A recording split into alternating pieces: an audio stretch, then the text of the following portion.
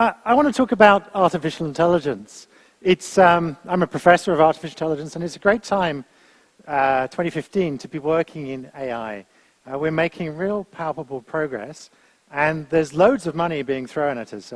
Google just spent £500 million buying an AI startup called DeepMind.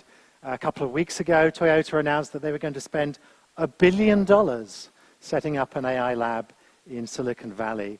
IBM is betting about a third of the company on their cognitive AI computing effort. So it's a really interesting time to be working in AI. But the first thing I wanted to help inform you about is what is the state of art? What progress have we made in AI? Because Hollywood paints all these pictures, mostly dystopian pictures of AI. Whenever the next science fiction movie comes out, I put my head in my hands and think, oh my God, what do people think that we're doing? So I wanted to start by just giving you a feel for what actually is really capable. So a couple of years ago, IBM Watson won the game show Jeopardy, won the $1 million prize on the game show Jeopardy, beat the reigning human champions. Now, you might think, well, that's just a party trick, isn't it? It's pour enough of Wikipedia and the internet into a computer and it can answer general knowledge questions. Well, I think that's being a bit unfair to IBM Watson. There are the cryptic questions they're answering. But just to give you a real feel for what is technically possible today, something that was announced just 2 days ago, some colleagues of mine at NII in Japan passed the university entrance exam with an AI program. Now, I thought long and hard about putting up a page of maths. I thought, well, I'm going to get half of the audience is going to leave immediately if I put up a page of maths. But I wanted you to see, just to feel the depth of question that they were answering. So this is from the maths paper. So a non-trivial sort of, if you know, if you come from the UK, A-level-like maths question that they were able to answer. Here's a physics question about Newtonian dynamics that they were able to answer. Now, they got 511 points out of a maximum of 950. That's more than the average score of Japanese students sitting the entrance exam. They would have got into most Japanese universities with a score of 511. That's what's possible today. Their ambition in 10 years' time is to get into Tokyo, the University of Tokyo, which is one of the best universities in the world. So this is why I put up a picture of Terminator, because whenever I talk to the media about what we do in AI, they put up a picture of Terminator, right? So I don't want you to worry about Terminator. Terminator is at least 50 to 100 years away. And there are lots of reasons why we don't have to worry about Terminator. I'm not going to go spend too much time on why you don't have to worry about Terminator, but there's actually things you should worry about much nearer than Terminator. Many people have said, Stephen Hawkins has said that AI is going to spell the end of the human race. Elon Musk chimed in afterwards, said it's our biggest existential threat. Bill Gates followed on by saying Elon Musk was right. Lots of people have said that AI is a real existential threat to us. I don't want you to worry about the existential threat that AI or Terminator is going to bring. There's actually a very common confusion, which is that it's not AI that's going to be the existential threat, it's autonomy. It's autonomous systems. Watson isn't going to wake up any time in the morning and say, you know what, I'm tired of playing Jeopardy. I want to play Who Wants to Be a Millionaire? Or wait a second, I'm tired of playing game shows. I want to take over the universe. It's just not in its code. There's no way. It's not given any freedom to think about anything other than maximizing its Jeopardy score. And it has no desires, no other desires than other to improve its maximum score. So I don't want you to worry about Terminator. But I do want you to worry about jobs. Because lots of people, lots of very serious people, have been saying that AI is going to end jobs. And that is a great consequence for anyone working in education. Because certainly the jobs that are going to exist in the future are going to be different than the jobs that exist today. Now, who has an odd birthday? Well, I haven't told you what an odd birthday is yet, so someone has an odd birthday like me. Okay, Who was born on an odd-numbered day of the month? I was born on the 11th of April, right? Come on, it's half the room. I know it's half the room. Okay. Well, you want to have an odd birthday, by the way, because that means in 20 years' time, you will be a person with a job, as opposed to the even people who won't have jobs. That's certainly, if you believe lots of serious people. You might have missed this news on Friday the 13th. There was rather a depressing news story breaking in Paris at the very same time. But the chief economist of the Bank of England went on the record saying 50% of jobs were under threat in the UK. And he's not the first serious person who should know what he's talking about who said such similar things. There was a very influential Merrill Lynch report that came out a month or two ago saying very similar things about the impact of AI, robotics, automation on jobs. And some of this goes back to, I think, one of the first reports that really hit the press, that really got people's attention, was a report that came out of the Oxford Martin School that predicted that 47% of jobs in the United States were under threat of automation in the next 20 years. We followed up that with a very similar study analysis for jobs in Australia, where I work, and because of a slightly different profile of workers, of the workforce in Australia, we came up with a number around about 40%. These are non-trivial numbers, right? 40, 50%. No, just an aside, 47%. I don't know why they didn't say 47.2%, right? You can't believe a number that's far too precise when you're predicting the future. But nevertheless, the fact that it's of that sort of scale, you've got to take away. It wasn't 4%, it was roughly about half the jobs. Now, let's put some context to this. Is this really a credible claim? The number one job in the United States today, truck driver. Now, you might have noticed that autonomous cars are coming to us very soon. We're going to be trialing the first trial of autonomous cars on the roads, public roads of Australia 3 weeks ago. The Google car has driven over 1 million kilometers, or the Google cars, rather, have driven over 1 million kilometers autonomously on the roads of California. In 20 years' time, we are going to have autonomous cars. We're also going to have autonomous trucks. So if you're in the number one profession in the United States, you have to worry that your job is not going to be automated away. The number two job in the United States, salesperson. Again, since we use the internet, we've actually mostly automated that process ourselves, but it's clear that a lot of those jobs are going to be disappearing. So I think these claims have a lot of credibility. There's actually a nice dinner party game that my colleagues in AI play at the end of our conferences, where we sit around, and the game is you have to name a job, and then someone has to put up some credible evidence that we're actually well on the way to actually automating that. And this game is almost impossible to win. If I had more time, I'd play the game with you. The only winning answer is politician. They will certainly regulate that they'll be the last to be automated, but that's about the only winning answer we have.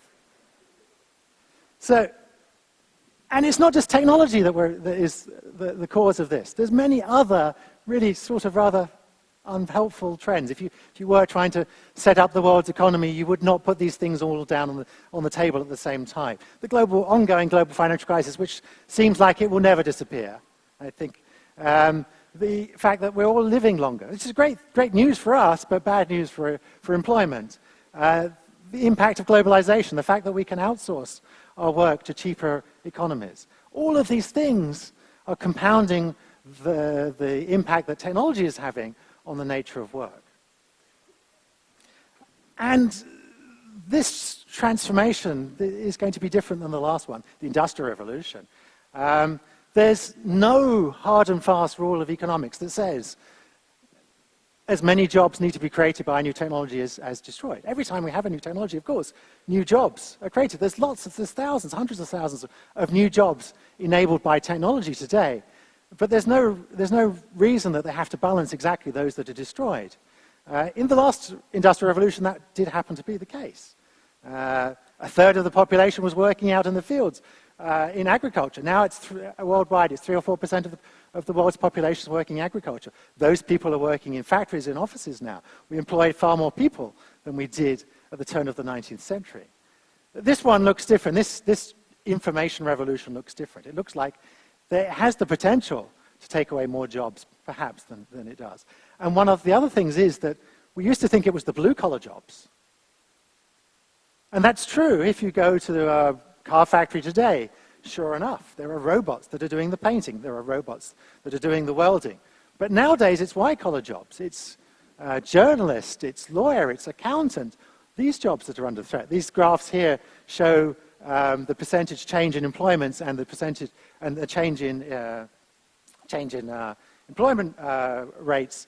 And it's the middle class, white-collar professions that we thought that you would go to university to make yourself safe, that seem to be the ones that are most under threat. If you're a barista, it's probably you're too cheap to be replaced by something automated. But if you're a more expensive person, and this means that the rich are getting richer, and the inequalities that we're seeing in society that are stressing our society today seem to be magnified by these technological changes. And there's some really frightening graphs. You go and read Thomas Piketty, I encourage you. Go and look at one of these books, and you can see here that we're seeing a constant improvement in productivity. Technology is buying us those improvements in productivity, is increasing our wealth. But there's a leveling off of employment. And so the challenge then is how, this is a question for society, not for a technologist like myself, how do we all benefit from this rising tide? Not so that just it's the rich get richer and the rest of us get further behind. So, many parts of many jobs look set to be automated. One confusion you see is people say these jobs are going to disappear. Actually, it seems to be more likely that many parts of your job will be automated, but that still means that there's perhaps less employment around.